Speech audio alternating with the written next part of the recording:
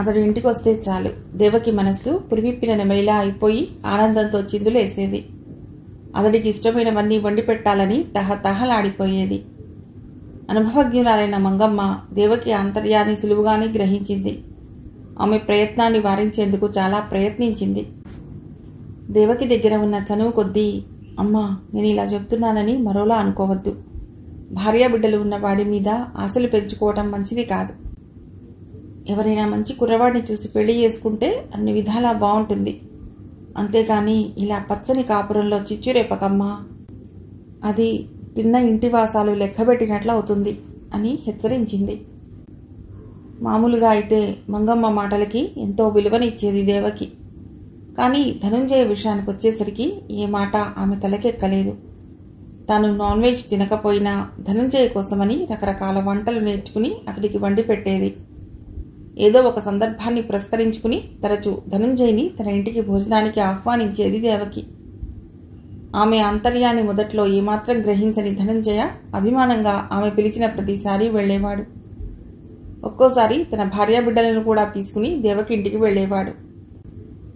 ఏదో విధంగా ఇంటా బయట అతడి వెంటనంటి తిరగాలని ఆశపడేది దేవకి. అతడు నా కళ్ల ముందు ఉంటే చాలు, ఇంకేమీ అక్కర్లేదు అన్నట్లుగా ప్రవర్తించసాగింది. ధనంజయ కోసం పరువు మర్యాదలను, సమాజపు కట్టుబాట్లను వదులుకునేందుకు సిద్ధపడిపోయింది దేవకి. కేవలం మనసు చెప్పే మాటకే ప్రాధాన్యత ఇచ్చింది కానీ బుద్ధి చెప్పే మాటను వినలేదు. ఇంతకాలం తల్లిదండ్రుల దగ్గర నేర్చుకున్న సంస్కారాన్ని, రీతి రివాజులన్నింటినీ గాలికి వదిలేసింది ఆమె. దేవకి నోరు తెరిచి చెప్పకుండానే ఆమె ఆంతర్యం ఏమిటో గ్రహించాడు ధనంజయ. ఆమెను కూర్చోబెట్టి చిన్నపిల్లలకు చెప్పినట్లుగా ఎన్నో విధాలా నచ్చజెప్పాలని ప్రయత్నించాడు. అయినా దేవకి తన మంకుపట్టుదలను విడిచిపెట్టలేదు. ఫీల్డ్లో ఎంతోమంది రహస్యంగా రాయబారాలు పంపుతున్నారు.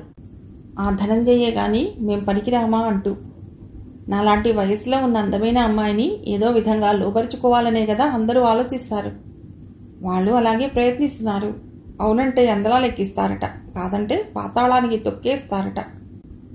కానీ వారందరికీ భిన్నంగా మీరు నేను ఈ స్థాయికి చేరుకునేందుకు ఎంతో సహాయం చేశారు.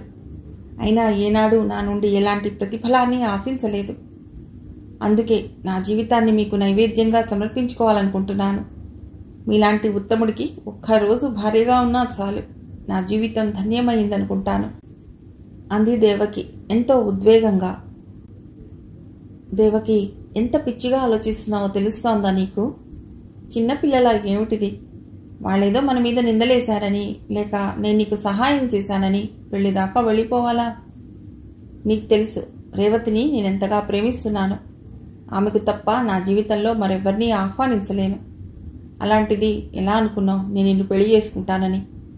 నా భార్య రేవతి ఎంత ఉత్తమురాలో, కష్టంలో ఉన్న నిన్ను ఎంతలా ఆదరించిందో మర్చిపోయావా అన్నాడు ధనంజయ మందలిస్తున్నట్లుగా. లేదు, నేనేది మర్చిపోలేదు. రేవతి గారంటే నాకెంతో గౌరవం, అందులో ఎంతమాత్రం సందేహం లేదు. కానీ మీరంటే గౌరవంతో పాటు ఎంతో ఇష్టం. మీ భార్యను కావటం కంటే ఈ జీవితంలో నాకేమీ వద్దు. మీ ఆస్తిపాస్తులతో కానీ అంతస్తులతో కానీ నాకేమీ పనిలేదు. కేవలం మీ భార్యగా మీ జీవితంలో కొంచెం చోటు ఇవ్వండి చాలు అంది దేవకి మారాం చేస్తున్నట్లుగా. కేవలం దేవకికి తన గూర్చి, తన ఆశలు తీర్చుకోవటం గూర్చి ఆలోచించిందే కానీ దాని ప్రభావం ఎందరి జీవితాల మీద పడుతుందో కొంచెం కూడా ఆలోచించలేదు. తన తల్లిదండ్రులు, తమ్ముళ్ళు, చెల్లెళ్ళు ఏమవుతారో అని కానీ, వాళ్ళందరూ తన గురించి ఏమనుకుంటారోననే ఆలోచన కానీ లేకపోయింది ఆమెకి. దేవకి, నీ కుటుంబ గౌరవం, తల్లిదండ్రులు, తోబుట్టువులు, పరువు మర్యాదలు ఏమీ నీకు అవసరం లేకపోవచ్చు. కానీ నాకు అవన్నీ కావాలి. నీ మూలంగా సంఘంలో నాకున్న స్థానాన్ని వదులుకోలేను. నా కన్న తల్లిదండ్రుల పట్ల నాకెంతో బాధ్యత ఉంది. నిన్ను పెళ్లి చేసుకుని వాళ్ళని ఈ వయస్సులో క్షోభకి గురి చేయలేను. అలాగే తండ్రిగా నా బిడ్డల హృదయాలలో స్థానం పోగొట్టుకుని వారి ముందు దోషిగా నించోలేను అంటూ తన కోసమైనా ఆలోచించమని వేడుకుంటున్నట్లుగా ఎంతో నచ్చజెప్పాలని ప్రయత్నించాడు. అయినా తన పట్టు తనదే అన్నట్లుగా ఉండిపోయింది దేవకి. ఆమె మొండితనాన్ని ఎలా సరిదిద్దాలో తెలియక దేవకి ఇంటికి వెళ్లటం పూర్తిగా మానుకున్నాడు ధనంజయ. అయినా దేవకి వదిలిపెట్టకుండా అతడు ఎక్కడెదురుపడినా ఏదోలా మాటలు కలిపేందుకు ప్రయత్నించేది. ఫోన్లు చేసేది. 10 మంది ముందు ఆమెను పలుచన చేయటం ఇష్టం లేక తప్పనిసరి మాట్లాడేవాడు ధనంజయ. మరొకరైతే ఉన్మాదిలా ప్రవర్తిస్తున్న ఆమె తీరును అడ్వాంటేజ్గా తీసుకుని నలుగురిలోనూ ఆమెను అల్లరిపాలు చేసేవారు. కానీ ధనుంజయ ఆ మొండితనం వెనకగల అమాయకత్వాన్ని, ఆరాధనని గ్రహించాడు కనుకే అల్లరి చిల్లరిగా తిరిగే అందరి అమ్మాయిల్లా దేవకిని తేలిగ్గా తీసుకోలేకపోయాడు. అతడి ఈ సంస్కారవంతమైన ప్రవర్తనే ఆమెకు అతడి పట్ల మరింత మమకారం, ఇష్టం పెరిగేలా చేసింది. దేవకి, మరొకసారి ఆలోచించు. మనం పెళ్లి చేసుకుంటే నేను నా కుటుంబం ముందు, సంఘం ముందు కేవలం దోషిగా మాత్రమే నిలబడతాను. దానివల్ల ఇండస్ట్రీలో నా పలుకుబడికి ఎలాంటి ముప్పు ఉండదు. కానీ నిన్ను మాత్రం అందరూ చాలా చులకనగా చూస్తారు. నీకు సినిమా ఆఫర్లు కూడా తగ్గిపోతాయి. ఇప్పుడిప్పుడే తారాపథానికి చేరుకుంటున్న నిన్ను అందరూ కలిసి అణగదొక్కేస్తారు. గతంలో ఇలాంటి పరిస్థితిని ఎందరో ఆర్టిస్టులు ఎదుర్కొన్నారు. మగవాడు ఎన్ని తప్పులు చేసినా క్షమించి సర్దుకుపోతుంది లోకం. అదే ఆడది చేస్తే బరి తెగించిందే అంటారు. ఒక ఆడదే ఉండి సాటి ఆడదాని సౌభాగ్యాన్ని దోచుకున్నావని నిన్ను దుమ్మెత్తి పోస్తారు. నా మాట విని నీ ఆలోచనను వదిలిపెట్టు. నీకు మంచి కుర్రవాణ్ణి చూసి నేను పెళ్లి చేస్తాను అన్నాడు ధనంజయ నచ్చజెప్తున్నట్లుగా. అతడి మాటల్లో భవిష్యత్తు ఎలా ఉంటుందో స్పష్టంగా కనిపిస్తూనే ఉన్నా లక్ష్య పెట్టలేదు దేవకి. ఎవరి చేతుల్లోనో పడి నలిగిపోయే కంటే మీ భార్యగా ఉండటమే నాకు ఆనందం. ఒక్కసారి మీ భార్యగా ముద్రపడ్డాక ఇంకెవ్వరూ నా వైపు కన్నెత్తి చూడరు. ఇక సినిమా ఛాన్సులు అంటారా, పోతే పోతాయి. ఇప్పటికే నేను సంపాదించింది ఎంతో ఉంది. ఇంకా సంపాదించి ఏం చేసుకోను? కోరుకున్న మీరు దక్కకపోయాక అంది దేవకి ఏమాత్రం పట్టు విడవకుండా. అయినా ఇంకా నచ్చజెప్పేందుకే ప్రయత్నించాడతడు. వద్దు, మీరు నాకేం చెప్పొద్దు. మీరు లేని నా బతుకు శూన్యం అనుకుంటాను. మీరు కాదంటే నేను ప్రాణం తీసుకుంటాను అంది దేవకి బెదిరిస్తున్నట్లుగా. ఆమెకు ఎలా నచ్చజెప్పాలో అర్థం కాక నిస్సహాయంగా చూశాడు ధనంజయ. దేవకి నిజంగానే అనంత పని చేస్తుందేమోనని భయపడ్డాడు. చివరికి ఏదైతే అది అవుతుందని దేవకితో పెళ్లి కొప్పుకున్నాడు.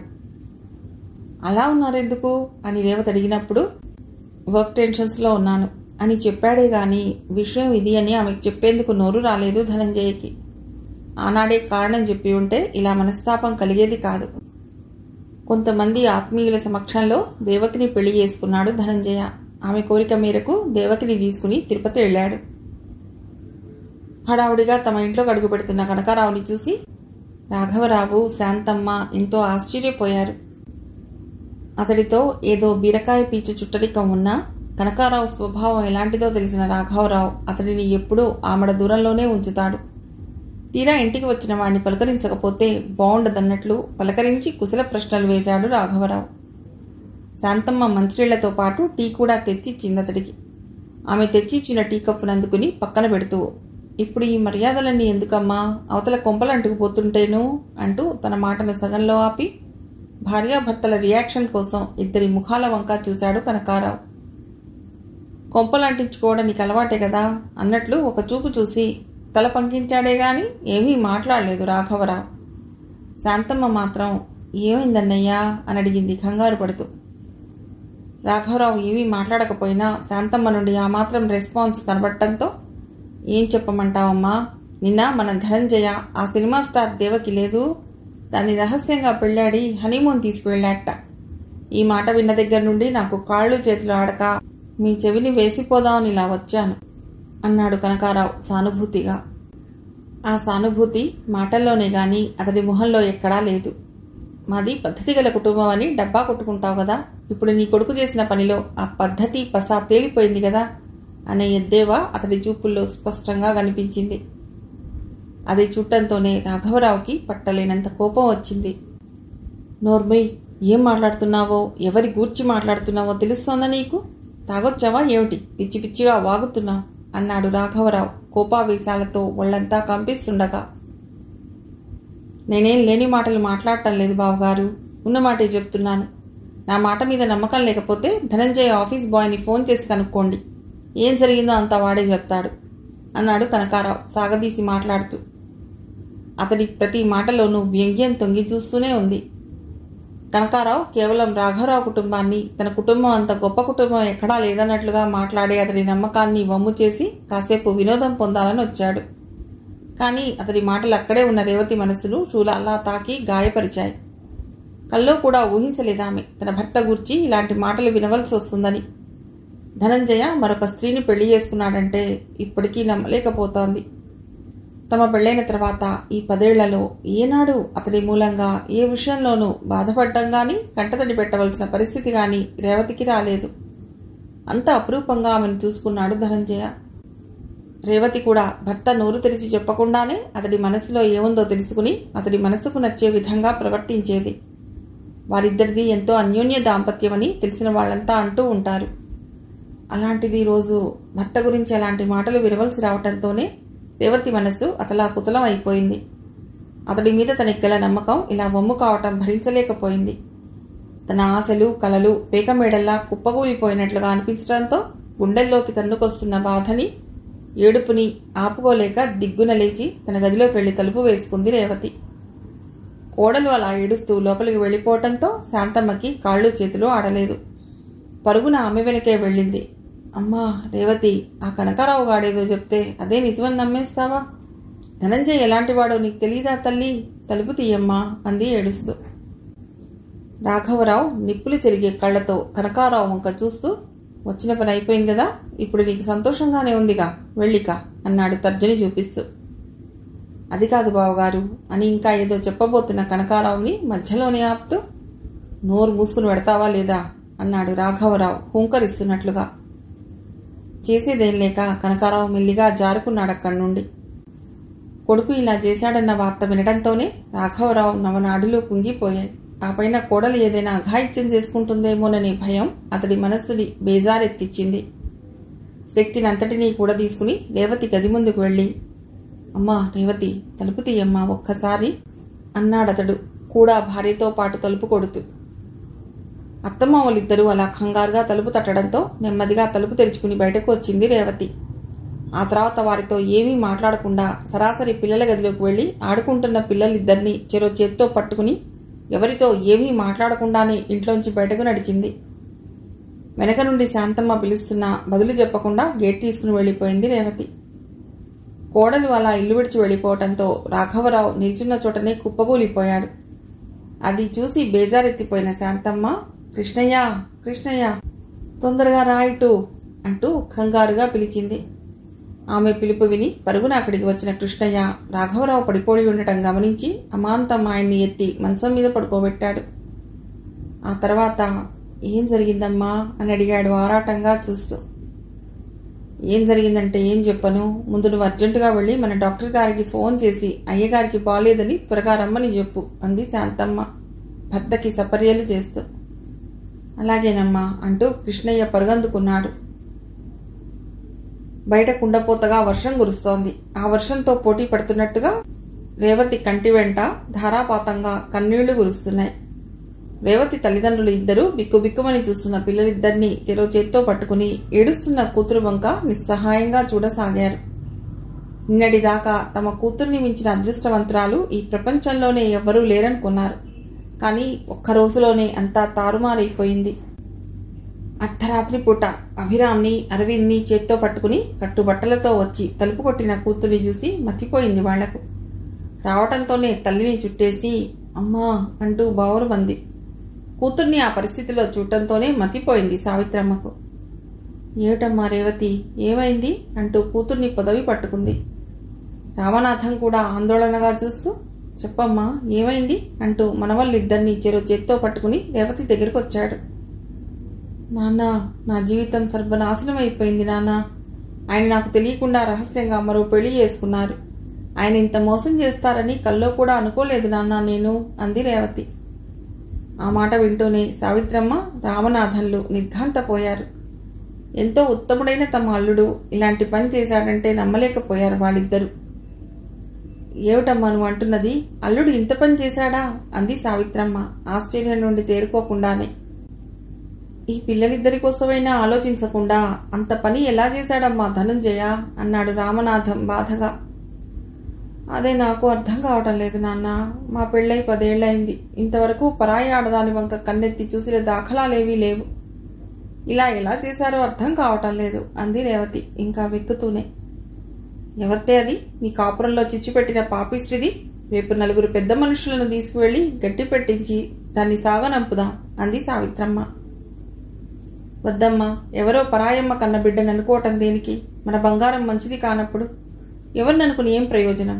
ఇంతకీ నా అదృష్టం, నా బిడ్డల అదృష్టం ఇలా ఉంది గనకే మాకీ గతి పట్టింది అంది రేవతి బేలగా. 10 లంకణాలు చేసినట్లుగా వడలిపోయినట్లున్న కూతురి మొహం చూస్తుంటే ఆ కన్నతల్లి మనస్సు బాధతో ద్రవించిపోయింది. సరేలేమ్మా, ఎలా జరగాలనుంటే అలా జరుగుతుంది. పిల్లలు నువ్వు ఎప్పుడనగా తిన్నారో ఏమో, కాస్త మజ్జిగ అన్నం తిందురు గాని రండి అంది సావిత్రమ్మ ఆకలికి నకనకలాడుతున్నట్లుగా ఉన్న మనవలి వంక జాలిగా చూస్తూ. నాకేమీ తినాలని లేదమ్మా, వాళ్ళకి పెట్టు అంటూ అక్కడున్న సోఫాలో ఒరిగిపోయి కళ్ళు మూసుకుంది రేవతి. సావిత్రమ్మ రాత్రి తినగా మిగిలి ఉన్న కొంచెం అన్నంలో పెరుగు వేసి కలిపి మనవలిద్దరికీ చెరో ముద్ద తినిపించింది. పాలు కాచి గ్లాసులో పోసి తెచ్చి రేవతితో బలవంతాన తాగించింది. రామనాథం పిల్లలిద్దరినీ చెరో పక్కన పడుకోబెట్టుకున్నాడు తన మంచం మీద. సావిత్రమ్మకు మాత్రం ఎంత ప్రయత్నించినా నిద్ర పట్టలేదు. జరిగిందంతా చూస్తున్నా కూడా ఇంకా నమ్మలేకపోతోందామె. కూతురి బతికిలా అయినందుకు కుమిలి కుమిలి ఏడుస్తూ ఉండిపోయింది. రేవతికి ఆ రాత్రి కాళరాత్రి అయింది. ఇక ముందు ఏమి చేయాలా అని ఆలోచిస్తూ ఉండిపోయింది. ఇంకా చీకట్లు విడకముందే రాఘవరావు, శాంతమ్మ వచ్చి తలుపు తట్టారు. తలుపు తీసిన సావిత్రమ్మ ఎదురుగా కనిపించిన వియ్యపురాల్ని, వియ్యంకుడిని, ఇంటి ముందు ఆగి ఉన్న టాక్సీని చూసి ఆశ్చర్యపోయింది. శాంతమ్మ సావిత్రమ్మను పట్టుకుని వదినా అంటూ ఏడ్చేసింది. రాఘవరావు కళ్ళు తుడుచుకుంటూ, బావగారు, వాడిలాంటి పని చేస్తాడని కల్లో కూడా మేము అనుకోలేదు, మమ్మల్ని క్షమించండి అంటూ రామనాథం చేతులు పట్టుకున్నాడు. అయ్యో, ఎంత మాట బావగారు, మీరేం తప్పు చేశారని క్షమాపణ అడగటం? అసలు అల్లుడు ఈ పని ఎందుకు చేశాడో ఇప్పటికీ నాకు అర్థం కావటం లేదు అన్నాడు రామనాథం బాధగా.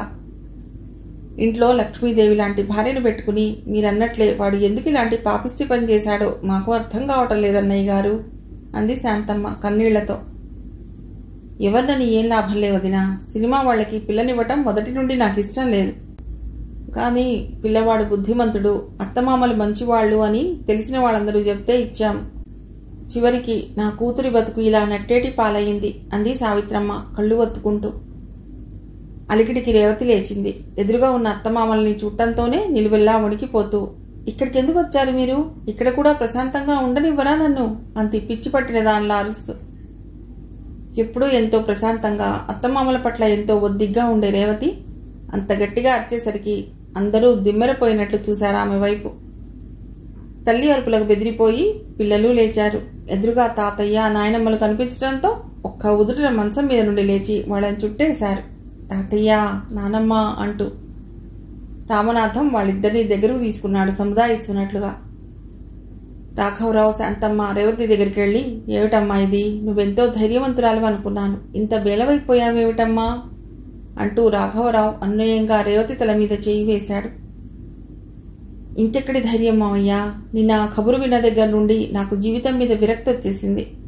ఏం చూసుకుని ధైర్యంగా ఉండమంటారు అంది ఏడుస్తూనే. అలా అంటే ఎలా అమ్మా, నీ బిడ్డల కోసమైనా గుడ్డ రాయి చేసుకుని బతకాలి కదమ్మా అంది శాంతమ్మ అనునయంగా. నాకేం చెప్పకండి, నేనేం వినదలుచుకోలేదు అంటూ రేవతి అక్కడి నుంచి లేచి పరుగుల లోపలికి వెళ్లి తలుపు వేసేసుకుంది. అభిరామ్, అరవింద్లు ఇద్దరూ గొల్లున ఏడుస్తూ అమ్మా అమ్మా అని తలుపు తట్టసాగారు. పిల్లలిద్దరినీ అలా చూడటంతోనే రామనాథం గుండె చెరువైపోయింది. మరోపక్క కూతురు ఏదైనా అఘాయిత్యానికి పాల్పడుతుందేమోననే భయం అతన్ని చుట్టుముట్టింది. అమ్మా రేవతి, పిల్లలు తల్లడిల్లిపోతున్నారు, తలుపు తీయమ్మా ఒక్కసారి. అల్లుడు చేసిన తప్పుకు ఏ పాపమూ తెలియని ఈ పిల్లల్ని శిక్షించడం న్యాయమా చెప్పు, తలుపు తెరవమ్మా అన్నాడు తలుపు తడుతూ. ఎంత ఆపుకుందామనుకున్నా ఆగకుండా కన్నీళ్లొచ్చేస్తున్నాయి అతడికి.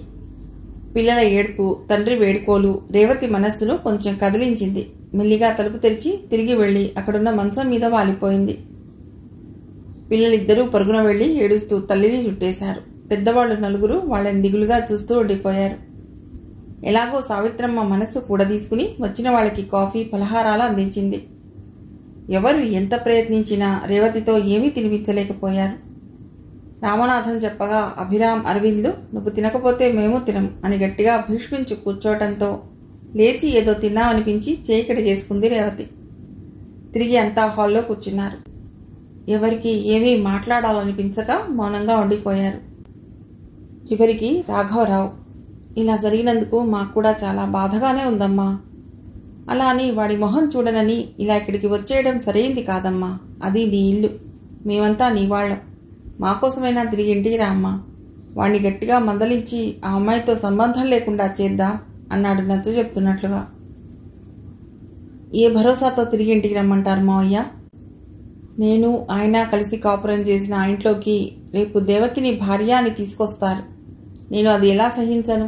నా సౌభాగ్యాన్ని మరొకరితో పంచుకోలేను. క్షమించండి, నేను రాను అంది రేవతి. ఆ దెవత్తో మధ్యలో వచ్చిందని నువ్వెందుకమ్మా నీ ఇంటిని వదులుకోవటం? అది మన ఇంటికి వస్తే దాని కాళ్ళు విరగొడతాను. అయ్యో పాపం అని చేరదీస్తే తిన్న ఇంటి వాసాలు లెక్కబెట్టినట్లు ఇంత పని చేసిందది. నువ్వు ఎంత చేసావు దానికి? ఆ విశ్వాసం కొంచెం కూడా లేకుండా ఇలా చేసిందే అంది శాంతమ్మ ఆక్రోశిస్తున్నట్లుగా. వద్దత్తయ్యా, ఇది తెగ్గొడితే మరొకటి. చంచలమైన మనస్సు కల వాళ్ళు స్థిరంగా ఎలా ఉంటారు చెప్పండి? అయినా ఇంత జరిగాక నేను ఆయనతో కాపురం చేస్తానని ఎలా అనుకుంటున్నారు మీరు? అంది రేవతి నిర్లిప్తంగా. అలా అంటే ఎలా అమ్మా? నువ్వు ఇలా పట్టుబట్టి కూర్చుంటే పిల్లల భవిష్యత్తు ఏమవుతుందో ఆలోచించావా? వాళ్ల కోసమైనా నువ్వు అక్కడికి రాక తప్పదమ్మా అంది శాంతమ్మ. అవునమ్మా, అత్తయ్య చెప్పింది చాలా కరెక్ట్. అదెవరితో మధ్యలో వచ్చిందని నువ్వెందుకమ్మా నీ కాపురాన్ని కూల్చుకోవటం? ఇలా మధ్యలో వచ్చిన వాళ్ళు మధ్యలోనే పోతారు అంది సావిత్రమ్మ అనునయంగా. ఏం మాట్లాడుతున్నావమ్మా నువ్వు? ఎలాగోలా కాపురాన్ని నిలుపుకుని ఆయనతో కాపురం చేసేందుకు నేను సీత సావిత్రి కాలం నాటి దాన్ని కాదు. నేను ఈ కాలం యువతిని. నీతి లేని మనిషితో కాపురం చేయలేను. ఎట్టి పరిస్థితుల్లోనూ నేను ఆ ఇంటికి వెళ్ళను అంది రేవతి ఖండితంగా. బంగారు తుగుటుయ్యల్లో అల్లారముద్దుగా పెరగవలసిన ఈ పిల్లల భవిష్యత్తుని ఏం చేయాలనుకుంటున్నావమ్మా అన్నాడు రాఘవరావు బాధగా. ఆ మాటలు వింటూనే పౌరుషంగా మావగారి వంక చూసింది రేవతి. అక్కడ ఉన్న ఐశ్వర్యం ఇక్కడ లేకపోవచ్చు మావయ్య, కానీ నా పిల్లలను నీతిగా నియమంగా ఉండేలా పెంచుతాను. అంతో ఇంతో చదువుకున్నాను. నా పిల్లల్ని పోషించుకునే పాటి సంపాదించుకోగలనులేండి అంది రేవతి స్థిరంగా. రేవతి, కాస్త స్థిమితంగా ఆలోచించమ్మా. బిడ్డల్ని పెంచేందుకు కావాల్సింది డబ్బు ఒక్కటే కాదమ్మా, తల్లిదండ్రుల ప్రేమానురాగాలు కూడా కావాలి. అప్పుడే ఆ పిల్లలు ఆరోగ్యవంతంగా పెరుగుతారు. చేతులా వాళ్ళకి తండ్రి ప్రేమను దూరం చేయకమ్మా. రేపు పిల్లలు పెద్దయ్యాక ఎందుకు ఇలా చేశావు అని నిన్ను నిలదీస్తే జవాబు చెప్పలేక తలవంచుకోవలసిన పరిస్థితి వస్తుంది. ఆలోచించు అన్నాడు రాఘవరావు. అవునమ్మా, నువ్వు నీ పిల్లలు నాకెన్నటికీ బరువు కారు. కానీ మావయ్య గారు చెప్పినట్లు వాళ్ళకి తండ్రి ప్రేమని దూరం చేసే హక్కు నీకు లేదు అన్నాడు రామనాథం. తండ్రి మాటలు వింటూనే ఆలోచనలో పడిపోయింది రేవతి. ధారాపాతంగా కురుస్తున్న వర్షం వంక దీర్ఘంగా చూస్తూ నన్ను కొంచెం ఆలోచించుకోనివ్వండి అంది రేవతి ఎటూ తేల్చుకోలేనట్లుగా. ఆలోచించుకోమ్మా, తొందరేమీ లేదు. నేను చెప్పింది నీకు సరైందనిపిస్తే మధ్యాహ్నం భోజనాలు చేసి బయలుదేరదాం అంతా కలిసి. నిన్న నీవు పిల్లల్ని తీసుకుని ఉన్నపాటిన బయలుదేరిన దగ్గర నుండి మేమిద్దరము ఎంత టెన్షన్ పడ్డామో తెలుసా? ఈ గాలివానలో పిల్లల్ని తీసుకుని ఎటు వెళ్ళావో అని కంగారు పడ్డాం. మీ అమ్మా నాన్నలకు ఫోన్ చేయటానికి కూడా ధైర్యం చాలేదు. కానీ ఎక్కడో చిన్న ఆశ ఇక్కడికే వచ్చి ఉంటామని, అందుకే టాక్సీ వేసుకుని ఇద్దరం బయలుదేరి వచ్చాం అన్నాడు రాఘవరావు. అవునమ్మా, నా కొడుకు అలాంటి పని చేసినందుకు బాగా ఆందోళన చెందారు మీ మావయ్య. ఆ వెంటనే నువ్వు ఇల్లు విడిచి వెళ్ళావు కదా, దాంతో బాగా బీపీ రేజ్ అయి తెలివి తప్పి పడిపోయారు. వెంటనే కృష్ణయ్య వెళ్ళి డాక్టర్కి ఫోన్ చేశాడు. ఆయన వచ్చి ఏదో ఇంజెక్షన్ ఇచ్చి టాబ్లెట్ ఇచ్చాక కొంచెం సర్దుకుంది. డాక్టర్ గారు కదలవద్దు, రెస్ట్ తీసుకోమని చెప్పినా ఆగలేక ఇలా బయలుదేరి వచ్చేశాం అంది శాంతమ్మ. అదంతా విన్న సావిత్రమ్మ జాలిగా వారి వంక చూసింది. రేవతిని వాళ్ళు ఎంత ఆదరంగా చూస్తారో ఆమెకు తెలియంది కాదు. వదినా, మీరు కాసేపు రెస్ట్ తీసుకోండి, నేను త్వరగా వంట చేసేస్తాను అంటూ లేచింది సావిత్రమ్మ కూర్చున్న చోటు నుండి. నేను బాగానే ఉన్నాను వదినా, ఆయన రెస్ట్ తీసుకుంటారు కానీ పద ఇద్దరం వెళ్ళి చెరో చెయ్యి వేస్తే వంట చేయడానికి ఎంత టైం పడుతుందని అంది శాంతమ్మ తాను కూడా లేస్తూ. వాళ్ల సంభాషణతో నిమిత్తం లేనట్లుగా అలా ఆలోచిస్తూ ఉండిపోయింది రేవతి. వియ్యంకులిద్దరూ మనవల్ని దగ్గర కూర్చోబెట్టుకుని కబుర్లలో పడ్డారు. జరుగుతున్నదేమిటో చిన్నవాడైన అరవింద్కి అర్థం కాకపోయినా అభిరామ్కి మాత్రం కొంచెం అర్థమైంది. తండ్రి రెండవ పెళ్లి చేసుకున్నాడని, అందుకే అమ్మ బాధపడుతోందని. ధనంజయ కార్ హార్న్ విని కృష్ణయ్య గబగబా వెళ్లి గేట్ తెరిచాడు. లోపలికి వచ్చిన ధనంజయ ఇంట్లో ఎవరూ కనిపించకపోవడంతో ఆశ్చర్యపోతూ, కృష్ణయ్య, ఇంట్లో ఎవరూ లేరేమిటి, ఎక్కడికి వెళ్లారు అని అడిగాడు. కృష్ణయ్య ఆ ఇంట్లో దాదాపు 15 ఏళ్ల నుండి పనిచేస్తున్నాడు ఎంతో నమ్మకంగా. అందుకే ఎంతో నిశ్చింతగా ఇల్లంతా అతడికి అప్పగించి తరచూ అందరూ కలిసి ఇలా బయటకు వెడుతూ ఉంటారు. ఇప్పుడు కూడా అందరూ కలిసి బయటకు వెళ్లారని అనుకున్నాడు ధనంజయ. బాబు, ఆ కనకారావు గాడు నిన్న ఈ పాటప్పుడే వచ్చాడండయ్యా మన ఇంటికి. ఆడొచ్చి మీరు దేవకమ్మ గారిని రహస్యంగా పెళ్లి చేసుకుని ఊరికి తీసుకువెళ్లారని చెప్పాడండి. అది వినగానే చిన్నమ్మగారు ఏడుస్తూ పిల్లల్ని తీసుకుని వెళ్ళిపోయారండి. పెద్దమ్మగారు వారిని ఆపాలని చాలా ప్రయత్నించారు, కానీ ఆగలేదండి చిన్నమ్మగారు. అది చూసి పెద్దయ్య గారు బీపీ ఎక్కువై పడిపోయారండి. నేను డాక్టర్ గారికి ఫోన్ చేసి సంగతి చెప్పానండి. ఆరొచ్చి ఇండిషన్ వేశాక కూసంత నెమ్మదించిందండి. పెద్దయ్య గారు ఫోన్ చేసి టాక్సీ తెప్పించుకుని పెద్దమ్మగారిని తీసుకుని వెళ్ళిపోయారండి చిన్నమ్మగారి కోసం. అప్పటి నుండి బిక్కుబిక్కుమని మా ఆవిడ నేను ఉన్నామండి ఇంట్లో అన్నాడు కృష్ణయ్య గుడ్ల నీరు కక్కుకుంటూ. కృష్ణయ్య చెప్పింది వినడంతోనే ధనంజయ నవనాడులు కుంగిపోయాయి. జరిగిందంతా రేవతికి నెమ్మదిగా చెప్తే ఆమె తప్పకుండా అర్థం చేసుకుని క్షమిస్తుందనుకున్నాడు. తానుండగానే భర్త మరో వివాహం చేసుకున్నాడంటే ఏ ఆడది భరించలేదు. అందున ఆత్మాభిమానం గల రేవతి అస్సలు సహించదని అతడికి తెలుసు. ఏమనుకుందో రేవతి? నేనొక చపల చిత్రుడు అనుకుందా?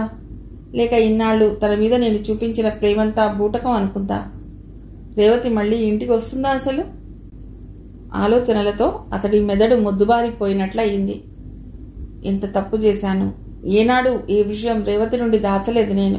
దేవకిని ఇంటికి తీసుకొచ్చినప్పుడు ఏం చేద్దామని సలహా అడిగినట్లే దేవకి పెళ్లి చేసుకుందాం అని అడిగినప్పుడు ఆ విషయాన్ని కూడా రేవతికి చెప్పి ఉంటే ఈ పరిస్థితి ఎదురయ్యేదా? అప్పటికి ఎన్నోసార్లు రేవతి అడగనే అడిగింది అలా ఎందుకున్నారు అని. అప్పుడైనా సంగతి ఇది అని చెప్పి ఉంటే బాగుండేది. అలా చేయకుండా దేవకిని పెళ్లి చేసుకుని వచ్చి రేవతి గుండెల్లో చిచ్చు పెట్టాను. అసలు ఇలా ఎలా చేశాను నేను? తనకి చిన్న కష్టం కలిగినా నా మనస్సు విలవిలలాడిపోతుందే. అలాంటిది ఇంత పెద్ద తప్పు ఎలా చేయగలిగాను? అయ్యో రేవతి, నిన్ను మళ్ళీ నేను చూస్తానా అనుకున్నాడు. వెంటనే ఫోన్ తీసుకుని మామగారింటికి డయల్ చేశాడు ధనంజయ. రామనాథం ఫోన్ ఎత్తి హలో అన్నాడు. మావయ్య గారు, నేనండి ధనంజయని. రేవతి ఎక్కడికి వచ్చిందా అండి అని అడిగాడు ఆతృతగా. ఏం బాబు, అది చచ్చిందో బతికిందో తెలుసుకుందుకు ఫోన్ చేశావా? నువ్విలా దాని గొంతుకొస్తావని కల్లో కూడా నేను అనుకోలేదు అన్నాడు రామనాథం బాధగా. మామగారి సమాధానం వినటంతోనే రేవతి అక్కడికి వెళ్ళిందని అర్థమై కొంచెం స్థిమితపడ్డాడు. ప్లీజ్ మావయ్య, నేను చేసింది తప్పే, కాదనను. ఒక్కసారి ఫోన్ రేవతికి ఇవ్వండి అన్నాడు ధనంజయ అర్థిస్తున్నట్లుగా. అది మాట్లాడే పరిస్థితుల్లో లేదు బాబు. ఇక్కడికి వచ్చిన దగ్గర నుండి కంటికి మింటికి ఏకధారగా ఏడుస్తూనే ఉంది. ఇదిగో మీ అమ్మగారు వచ్చారు, మాట్లాడు అంటూ ఫోన్ శాంతమ్మ చేతికిచ్చాడు రామనాథం. ఆమె ఫోన్ అందుకుంటూనే కొడుకు చెప్పేది ఏమీ వినకుండా, దౌర్భాగ్యుడా, నా కడుపున చెడబుట్టావు కదరా. సీతమ్మ తల్లి లాంటి కోడలికి ఇంత అన్యాయం చేసేందుకు నీకు మనస్సెలా ఒప్పిందిరా? నిన్ను దేవుడి కంటే ఎక్కువగా భావించింది కదరా అది. దానికి బదులుగా ఇంత దుర్మార్గాన్ని కొడిగట్టావా అంది కోపావేశాలతో ఊగిపోతూ. అమ్మా, నేను కావాలనేది చేయలేదమ్మా. రేవతికి ద్రోహం చేయాలనే ఉద్దేశం కల్లో కూడా నాకు లేదమ్మా అన్నాడు ధనంజయ భారమైన కంఠంతో. దానికి ద్రోహం చేసే ఉద్దేశం లేనివాడివైతే ఇలాంటి పాడు పని ఎందుకు చేస్తావురా? మీ మామగారు అత్తగారు సినిమా వాళ్ళకి మా పిల్లనిచ్చి ఎంత పొరపాటు చేశామని బాధపడుతున్నారు. వాళ్ళకేం సమాధానం చెప్తావో చెప్పు. ఆ పని చేసే ముందు అన్యం పుణ్యం ఎరగని నీ కొడుకులైనా గుర్తుకు రాలేదుట్రా? డబ్బు కోసమే కదా అది నిన్ను వల్లో వేసుకుంది. నన్ను అడిగితే ఎంత కావాలంటే అంత దాని మొహాన్న కొట్టేదాన్ని కదా అంది శాంతమ్మ ఇంకా తగ్గని ఆవేశంతో. నిన్న ఈ వార్త విన్న దగ్గర నుండి ఆమె మనస్సు మండిపోతోంది. అమ్మా, నేను ఇప్పుడు ఏం చెప్పినా నువ్వు అర్థం చేసుకోలేవు. ఒక్కసారి రేవతికి ఫోన్ ఇవ్వమ్మా అన్నాడు ధనంజయ బతిమాలుతున్నట్లుగా. అది మాట్లాడే పరిస్థితిలో లేదు అంది శాంతమ్మ విసురుగా. సరే, మీరు వచ్చాక అంతా వివరంగా చెప్తాను అంటూ ఫోన్ పెట్టేసి ముఖం రెండు చేతుల్లో ఇముడ్చుకుని అలా కూర్చుండిపోయాడు. అతడి మనస్సు రేవతి రేవతి అని ఆక్రోశిస్తోంది. భార్యాబిడ్డలతోనూ తల్లిదండ్రులతోనూ మమతానురాగాలకి నిలయమైన ముచ్చటైన పొదరిల్లులా ఉండేది తన ఇల్లు. అలాంటిది ఆ దేవకి తన జీవితంలోకి ప్రవేశించడంతో అంతా ఇలా తారుమారైపోయింది. ఆనాడు అర్ధరాత్రి నడి రోడ్డు మీద పడి ఉన్న దేవకిని నాకెందుకులే అని వదిలేకుండా తీసుకొచ్చినందుకు ఈనాడు నా జీవితమే అల్లకల్లోలమైపోయింది అనుకున్నాడు. అవును, దేవకి తటస్థపడకపోతే నా జీవితం ఇలా అయ్యేది కాదు అనుకున్నాడు ధనంజయ బాధగా. కృష్ణయ్య 2-3 సార్లు వచ్చి, బాబు వంట అయింది, వడ్డించమంటారా అని అడిగాడు. ఎన్నిసార్లు అడిగినా నాకేం వద్దు అంటున్న ధనంజయని చూస్తే అతడికి ఎంతో బాధగా అనిపించింది. ఏం చేయటానికి పాలుపోక తన భార్య వెంకటమ్మతో ఆ యమ్మ చూస్తే పిల్లల్ని తీసుకుని అలా వెళ్ళిపోయారు. బాబుగారు చూస్తే ఉదయం నుండి పచ్చి మంచిళ్ళు కూడా నోట్లో పోసుకోలేదు. ఇలా ఉండే బాబుగారు ఇలా అయిపోయారు అన్నాడు బాధగా. నువ్వుండు మావా, మనం అడిగితే బాబుగారు ఏమీ వద్దని అలాగే చెప్తారు. ఫ్రిడ్జులో బత్తాయి పండ్లున్నాయి కదా, అవి తీసి రసం తీసి పట్టుకెళ్తే తాగుతారులే అంటూ గబగబా వెళ్ళి పళ్ళు తెచ్చి రసం తీసి పట్టుకెళ్ళింది వెంకటమ్మ.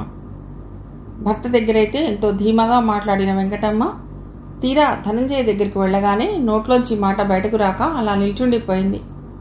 తన ముందు నించున్న వెంకటమ్మ వైపు ప్రశ్నార్థకంగా చూశాడు ధనంజయ. బాబుగారు, కిష్టయ్య మీకు రసం ఏమన్నాడు అంది బెదురుగా చూస్తూ. ధనంజయ గ్లాస్ అందుకుని వెళ్ళు అన్నట్లు చూశాడు ఆమె వైపు. అయినా కదలకుండా అలాగే నించున్న వెంకటమ్మ వైపు చిరాగ్గా చూస్తూ గ్లాస్లోని జ్యూస్ గిటగటా తాగేసి ఖాళీ గ్లాస్ ఆమె చేతికి ఇచ్చాడు. అతడు జ్యూస్ తాగటంతో కొంచెం తృప్తిగా అనిపించింది వెంకటమ్మకు. గ్లాస్ తీసుకుని వెనక్కి వచ్చేసింది. దూరం నుండి కృష్ణయ్య కూడా అది చూసి తృప్తిగా తల పంకించాడు. తిరిగి ధనంజయ తన ఆలోచనలో మునిగిపోయాడు. చీకటి పడినా లైట్ వేసుకోవాలన్న ఆలోచన కూడా అతడికి రాలేదు. కృష్ణయ్య వచ్చి లైట్ వేశాక కళ్ళు చిట్లించి చూశాడు ధనంజయ అతడి వంక. ఇంతలో శాంతమ్మ, రాఘవరావులు రేవతిని పిల్లల్ని తీసుకుని ఇంటికి వచ్చారు. కారు చుట్టంతోనే కృష్ణయ్య గబగబా వెళ్లి గేట్ తీశాడు. వెంకటమ్మ పరుగున ధనంజయ దగ్గరకు వచ్చి, బాబుగారు, చిన్నమ్మగారిని పిల్లల్ని తీసుకుని పెద్దయ్య గారు, అమ్మగారు వచ్చేశారు అంది. ఆ మాట వింటూనే రేవతి వచ్చిందా, రేవతి అంటూ ఆతృతగా వాళ్ళకి ఎదురెళ్లాడు ధనంజయ. అతడి మొహం చుట్ట ఇష్టం లేనట్లుగా రేవతి మొహం పక్కకి తిప్పుకుంది. శాంతమ్మ, రాఘవరావులు కూడా ఇంచుమించు అలాగే ప్రవర్తించారు. పిల్లల్ని దగ్గర తీసుకోబోతే అభిరామ్ కొంచెం సంకోచంగా ఆగిపోయాడు దగ్గరకు వెళ్లకుండా. అరవింద్ మాత్రం తండ్రి దగ్గరికి హుషారుగానే వెళ్లాడు. ఉదయం నుండి ధనంజయ్ ఏమీ తినలేదని కృష్ణయ్య చెప్పడంతో శాంతమ్మ తల్లిపేగు కొంచెం కదిలినట్లయింది. వెంకటమ్మతో చెప్పి వంట తొందరగా చేయించింది. కొడుకు మీద ఎంత కోపం ఉన్నా అణుచుకుని అతన్ని పిలిచి అన్నం పెట్టింది. నాకేం తినాలని లేదమ్మా అంటున్న కొడుకు వైపు చిరాగ్గా చూస్తూ, చేసిన నిర్వాకం చాలు, పస్తులుండి మమ్మల్ని ఏమీ ఉద్ధరించనక్కర్లేదు అన్నాడు రాఘవరావు కఠినంగా. తినరా అని తల్లి కూడా గట్టిగా అనడంతో తప్పదన్నట్లుగా తిని లేచాడు. ఆ తర్వాత శాంతమ్మ పిల్లలిద్దరికీ భర్తకు వడ్డించింది. ధనంజయ భోజనం చేసి తమ గదిలోకి వెళ్లేసరికి రేవతి తన బట్టలన్నీ కబోర్డ్లోంచి తీసి మంచం మీద పెట్టింది. ఎందుకు రేవతి, ఇప్పుడెవన్నీ తీశావు అన్నాడు ఆశ్చర్యంగా చూస్తూ. అతడి మాటలకు సమాధానం ఏమీ ఇవ్వకుండా ఆ బట్టలన్నీ తీసుకుని పిల్లల గదిలోకి వెళ్లిపోయింది రేవతి. ధనంజయ ఆమె వెనకే నడిచాడు. అతడికి అర్థమైపోయింది రేవతి తనతో మాట్లాడదని. తన ఉనికి భరించలేకే రేవతి బట్టలన్నీ తీసుకుని పిల్లల గదిలో సర్దుకుంటోందని. అయినా ఆశ చావక, ప్లీజ్ రేవతి, జరిగిన దానికి క్షమించమని అడగడం తప్ప చేసిన తప్పుని వెనక్కి తీసుకోలేను. ప్లీజ్ రేవతి, మాట్లాడు. నీ మౌనం నాకు మరణశిక్షలా ఉంది. నువ్వంటే నాకు పంచ ప్రాణాలు.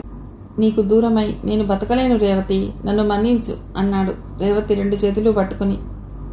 అతడి చేతులు విదిలించి కొడుతూ, నిజంగా నన్నంత ప్రేమించిన వారైతే దేవకిని ఎందుకు పెళ్లి చేసుకున్నారు? మీరే నా సర్వస్వం అనుకున్నాను. లోకంలో ఎవ్వరూ లేనంత ఆదర్శంగా మనమున్నామని ఎంతో గర్వపడ్డాను. ఇంతవరకు మన మధ్య ఏ రహస్యానికి తావులేదనుకున్నాను. అర్ధనారీశ్వర తత్వానికి నిజమైన అర్థం మన దాంపత్యం అనుకున్నాను. ఈ పెళ్లి చేసుకుని నా నమ్మకాన్ని బొమ్ము చేశారు. నా ఆత్మాభిమానం మీద దెబ్బ కొట్టారు. ఎప్పుడైతే దేవకి మెడలో తాళిగట్టారో అప్పుడే మన మధ్య బంధం తెగిపోయింది. ఈ ఇల్లు మీది, ఈ ఇంటి మీద సర్వాధికారాలు మీకున్నాయి. ఎప్పుడైనా రావచ్చు, పోవచ్చు, ఎవరూ అడ్డు చెప్పరు. కానీ ఈ గదిలోనే కాదు, నా మనసులో కూడా మీరు స్థానాన్ని కోల్పోయారు. దయచేసి ఇంకెప్పుడు ఈ గదిలోకి రాకండి. నాతో మాట్లాడే ప్రయత్నం చేయకండి. పగిలిన అద్దం ఎలా అతకదో ముక్కలైన నా మనస్సు కూడా అలాగే అతకదు. మీరు గొప్ప దర్శకులు. సినిమాలో పాత్రల చేత సెంటిమెంటల్ డైలాగులు కొట్టించి అందరినీ మెప్పించగలరు. కానీ ఇది జీవితం. సినిమాలో లాగా ఇక్కడ ఏం చెప్పినా ఎవ్వరూ వినరు. ఇకపై మీరేం చెప్పినా నేను వినను. వినే ఓపిక నిన్నటితో ముగిసిపోయింది. ఆదర్శాలు వల్లించటం కాదు, ఆచరణలో చేసి చూపాలి. అది మీకు చేత కాదని అర్థమైపోయింది నాకు. మీకు తెలిసిన రేవతి నిన్న ఉదయమే చచ్చిపోయింది. ఇప్పుడున్నది కేవలం మీ పిల్లలకి తల్లిగా మాత్రమే. ఇలా ఉండడం కూడా మీకు ఇష్టం లేదా అంటూ వెక్కి వెక్కి ఏడుస్తూ మంచం మీద కుప్పలా కూలిపోయింది. ఆమెను ఓదార్చేందుకు కూడా ధైర్యం చాలక నిస్సహాయంగా రేవతి వంకే చూస్తూ ఆ గదిలోంచి బయటకు వచ్చేశాడు ధనంజయ. కోడలి కేకలు విని పరుగున వచ్చింది శాంతమ్మ అక్కడికి. దీనంగా చూస్తూ వెళ్ళిపోతున్న కొడుకు వంక, కుమిలి కుమిలి ఏడుస్తున్న కోడలి వంక బాధగా చూసింది. ఒక్క అనాలోచితమైన చర్య కారు చిచ్చులా చుట్టుముట్టి అందరి జీవితాలను అతలాకుతలం చేసిందే అనుకుంది శాంతమ్మ. మెల్లిగా రేవతి దగ్గరకు వెళ్లి ఆమె తల నిమురుతూ ధైర్యవచనాలు చెప్పింది. తమ పెళ్లి విషయం తెలిసిన రేవతి పిల్లల్ని తీసుకుని పుట్టింటికి వెళ్లిపోయిందని, ధనంజయ తల్లిదండ్రులు వెళ్లి ఆమెకు నచ్చజెప్పి వెనక్కి తీసుకువచ్చారని విన్నది దేవకి. ఇంటికి వచ్చాక కూడా రేవతి అతడి మొహం చూడటం లేదని, అది భరించలేని ధనంజయ పిచ్చివాళ్లా తయారయ్యాడని, ఎవరితోనూ మాట్లాడకుండా ఏమీ చేయకుండా ఆఫీస్లోనే ఉంటున్నాడని విన్నది దేవకి. ఎంతో ఇష్టపడి అతి కష్టం మీద అతడిని దక్కించుకున్న దేవకి ఆనందమంతా ఈ సంగతి వినడంతోనే ఆవిరైపోయింది. ధనంజయ రేవతిలది ఎంత అన్యోన్య దాంపత్యమో ఆమెకు తెలియంది కాదు. అతడి ఇంటికి వెళ్ళక తన దగ్గరకు రాక అలా ఆఫీస్లోనే ఉంటున్నాడని విని దేవకి మనస్సు బాధతో మెలితిరిగింది. అతడిని ఓదార్చి తిరిగి మనుషుల్లో పడేయాలనే ఉద్దేశంతో అతడి ఆఫీస్కి వెళ్ళింది. దగ్గరకు వచ్చిన దేవకిని చూసి విదిలించి కొట్టాడు ధనంజయ. చూశావా, నీ అనాలోచితమైన పని వలన నా జీవితం ఎంత అల్లకల్లోలమైందో, ఎందరి మనస్సులు ముక్కలయ్యాయో. ఇంకా ఏం కావాలి నీకు? వెళ్ళు ఇక్కడి నుండి అన్నాడు రౌద్రంగా చూస్తూ. నిత్యం చందన చర్చితంలా ఉండే అతడి మాటలు ఈ రోజున నిప్పులు చెరుగుతున్నట్లుగా ఉండడం చూసి దేవకి మొదటిసారి దోషిలా తలవంచుకుంది అతడి ముందు. షూటింగ్ దగ్గర కూడా ధనంజయ అన్నట్లే అంతా ఆమెను ఒక దోషిగా చూశారు. అతి కష్టం మీద అంతకుముందు ఒప్పుకున్న సినిమాలన్నీ పూర్తి చేసేసింది. ఆమె తమకు దక్కలేదనే కక్షతో కొందరు, దేవుళ్లాంటి ధనంజయ కాపురంలో చిచ్చిరేపిందనే కోపంతో కొందరు. వారు తర్వాత తీయబోయే సినిమాలో దేవకిని బుక్ చేసుకోలేదు. అది ముందుగా ఊహించిందే గనక దేవకి పెద్దగా ఆశ్చర్యపడలేదు, బాధపడలేదు. ఆమె తపనంతా ధనంజయని మనుషుల్లో ఎలా పడేయాలా అని. దేవకి ధనంజయని పెళ్లి చేసుకుందని విని ఆమె తల్లిదండ్రులు ఆదిశేషయ్య, జానకమ్మలు వచ్చారక్కడికి. రావటంతోనే, ఎందుకు చేశావే ఇలాంటి పని? అన్నం పెట్టిన చేతిని కుక్క కూడా కరవదంటారు. నీకా మాత్రమైనా విశ్వాసం కూడా లేకుండా తల్లి లాంటి రేవతికి ఇంత అన్యాయం తలపెట్టావు. అతన్ని వల్లో వేసుకుని వాళ్ల కాపురంలో చిచ్చు పెట్టావని ఊరంతా కోడై కూస్తోంది నీ గురించి. అసలు ఆనాడు నీవు చచ్చిపోయినా బాగుండేది. ఒక ఏడ్పు ఏడ్చి ఊరుకునేవాళ్ళం. ఏదో బ్రతికి బాగున్నావు కదా అని మేము సంతోషిస్తూ ఉంటే ఇలా కొంపలు తీసే పనులు చేసి మమ్మల్ని నలుగురిలో తలెత్తుకోకుండా చేశాం. మా కూతురు అని చెప్పుకోవడానికే సిగ్గుపడుతున్నాం. రేపు ఈ సంగతి నలుగురికి తెలిస్తే నీ చెల్లెళ్ళకి పెళ్లిళ్ళు అవుతాయా? మా కడుపున చిడబుట్టావు కదా, ఇక మీదట నీ మొహం చూసేది లేదు. ఇవేళ్లతో నీకు మాకు రుణం తీరిపోయింది అంటూ కోపంగా వెళ్ళిపోయారు. వ్రతం చెడ్డ, ఫలితం దక్కనట్లయింది దేవకి పరిస్థితి. ఎంతో ఇష్టపడి పట్టుబట్టి ధనంజయని చేసుకున్నా ఆమె మొహం చూసేందుకు ఇష్టపడటం లేదు అతడు. ఈ లోకంలో తాను ఒంటరిననే భావన దేవకిని చుట్టుముట్టింది. దూరమైపోయిన కన్నవారిని తిరిగి పొందానని ఎంతో ఆనందించిన దేవకి ఒక అనుచితమైన నిర్ణయంతో శాశ్వతంగా వారిని దూరం చేసుకుంది. కోరి పెళ్లి చేసుకున్న ధనంజయ్కి మానసికంగా దగ్గర కాలేకపోయింది. సినిమా ఫీల్డ్లోని వారంతా ఆమెను పురుగు కన్నా హీనంగా చూస్తుంటే ఎవరినీ కలుసుకోలేక, మాట్లాడేందుకు ఎవ్వరూ లేక 4 గోడలకే పరిమితమై లోపల కుమిలిపోసాగింది. అలాంటి సమయంలో తాను గర్భవతినని తెలుసుకుంది దేవకి.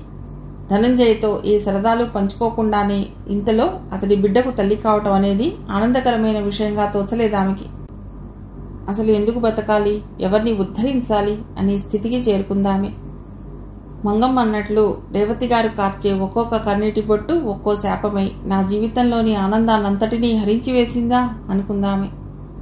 దానికి తోడు వేవిళ్ల బాధ చాలా ఎక్కువగా ఉందామెకు. తిండి సరిగ్గా తినలేకపోయేది. ఒకవేళ తిన్నా ఏమీ ఇమిడేది కాదు. అసలు తల్లి కాబోతున్నందుకు ఆనందించవలసింది పోయి ఎందుకు ఈ బతుకు అనే విరక్తిని పెంచుకోసాగింది. నిద్రాహారాలు మాని అలా ఏడుస్తున్న దేవకిని చూస్తే ఎంతో జాలేసింది మంగమ్మకు.